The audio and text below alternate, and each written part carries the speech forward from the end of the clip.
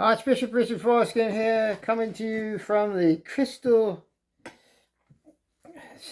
One more.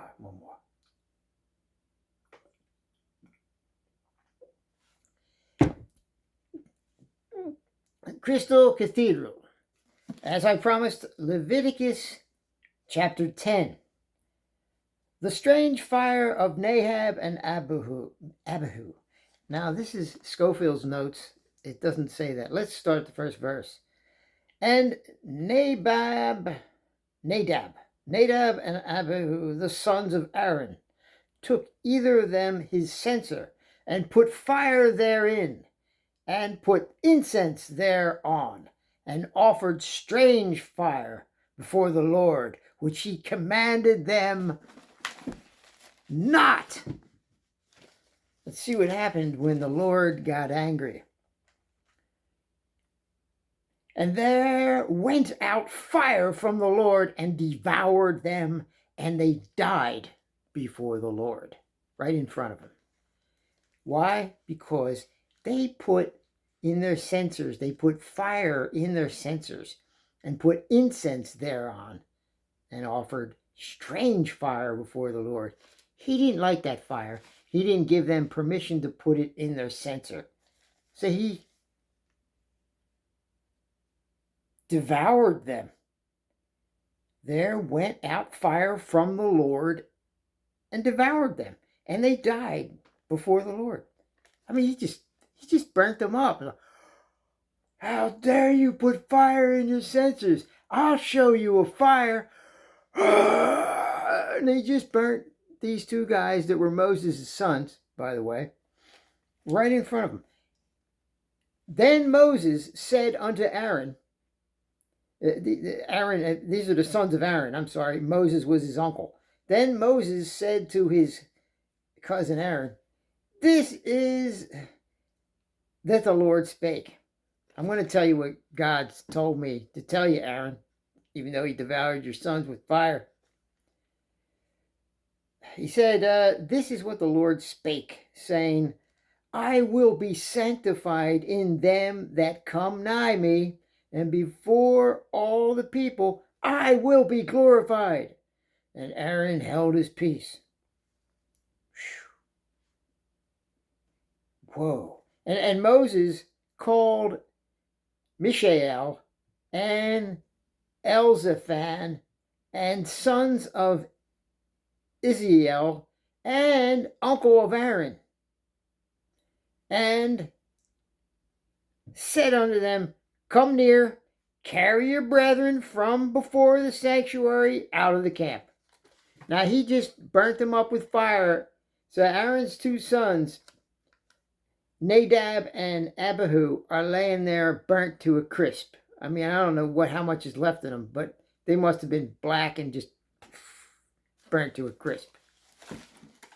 Now he's told to take them away now. No big deal. God said so. Come near, carry your brethren from here before the sanctuary out of the camp. Take them outside the camp. So they went near and carried them in their coats out of the camp.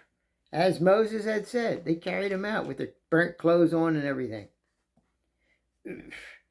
And Moses said unto Aaron, and unto Eleazar, and unto Ithamar his sons, uncover not your heads, neither rend your clothes, lest ye die.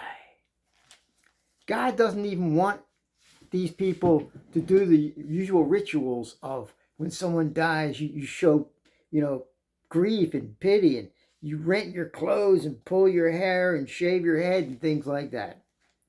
God said, no, neither rent your clothes. Don't go ripping your clothes up out of frustration and grief, lest ye die, and lest wrath come upon all the people, but let your brethren, the whole house of Israel, bewail the burning which the Lord hath kindled. The Lord hath kindled this. You wail upon that. And ye shall not go out of the door of the tabernacle of the congregation, lest ye die. You're going to stay here with the Lord and bewail the burning which the Lord hath kindled. Give him praise, in other words. You just sit there and you just try to learn a lesson what the Lord's trying to teach you here, or he'll burn your ass too. And ye shall not go out of the door of the tabernacle. No, you're going to stay there, lest ye die. For the anointing oil of the Lord is upon you. And they did according to the word of Moses. Now, the Archbishop has to be a little quiet now because a new super religious person just moved in upstairs. I'm serious. Okay, yes. And they did as Moses, the words of Moses. And the Lord spake unto Aaron, saying, Do not drink wine nor strong drink, thou, nor thy sons with thee. You know, everybody who's there, the other living sons. When ye go into the tabernacle of the congregation, lest ye die. It shall be a statute forever throughout your generations. Don't you ever put incense, fire therein, and put incense upon your censer, like holy sepulchre. You know what I mean? Don't you ever put that stuff in there. None of you do that again. I'll just burn you up. So don't drink any wine to make, because they're all nervous, They want to get, jeez, you'd want to drink real bad after God just burnt these guys up in front of you. And they were priests, too. They were young priests. Sheesh. Don't even take a drink to calm your nerves. No, you're going to suffer. You're going to just realize what happened, guys. God will get you if you even try to leave this place. So, and that ye may put difference between holy and unholy, and between unclean and clean. Let that be a statute. And that ye may teach the children of Israel all the statutes which the Lord hath spoken unto them by the hand of Moses. And Moses spake unto Aaron, and unto Eleazar, and unto Ithamar, his sons that were left. Let them know, don't let any of your sons do anything that Aaron's sons did, or the Lord will devour you with fire right in front of everybody. Don't go putting incense in your staff thereupon, or fire therein, or the Lord will show you real fire.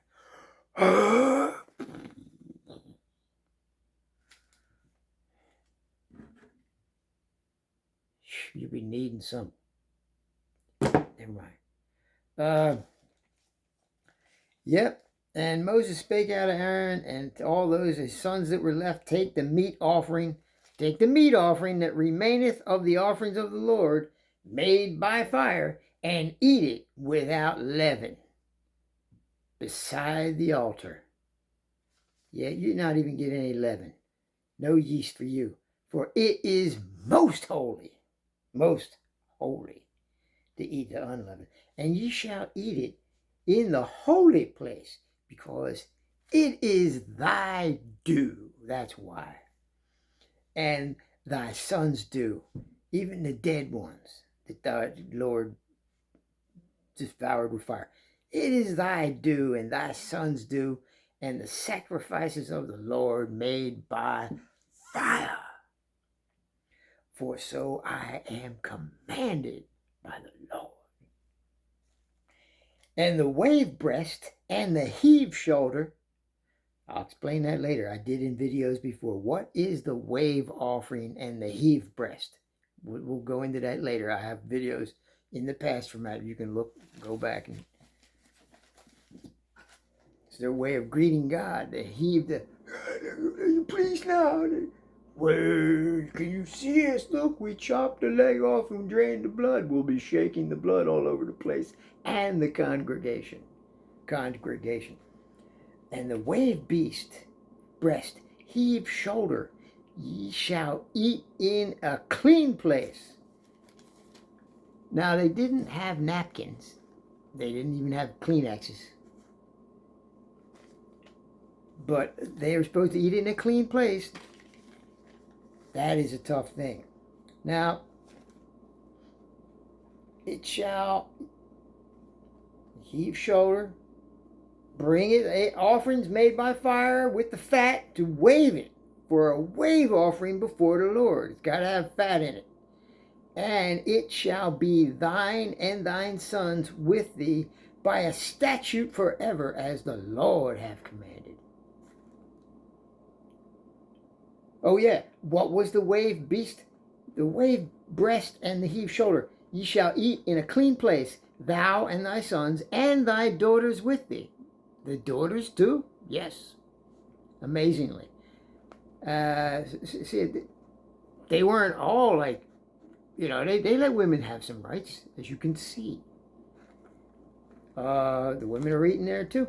For they be thy due and thy sons' due, which are giving out of the sacrifices of peace offerings of the children of Israel.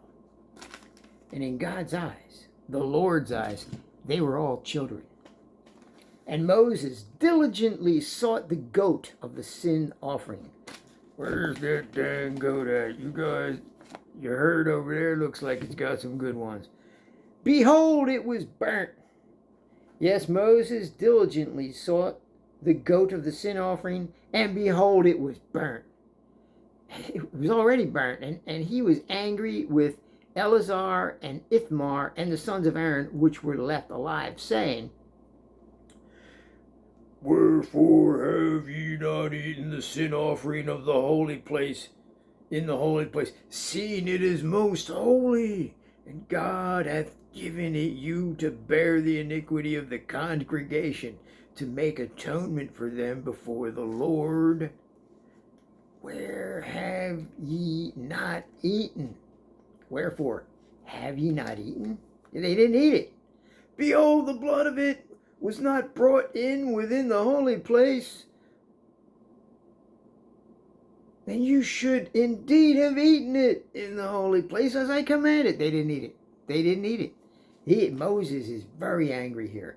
Behold, the blood of it was not brought.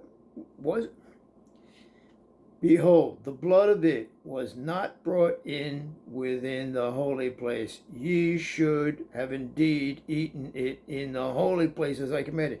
And Aaron said unto Moses, Behold, this day we have offered this sin offering and their burnt offering before the Lord, and such things have befallen me. And if I had eaten the sin offering today, should it have been accepted in the sight of the Lord? When Moses heard that, he was content. All right, that's a good excuse. All right.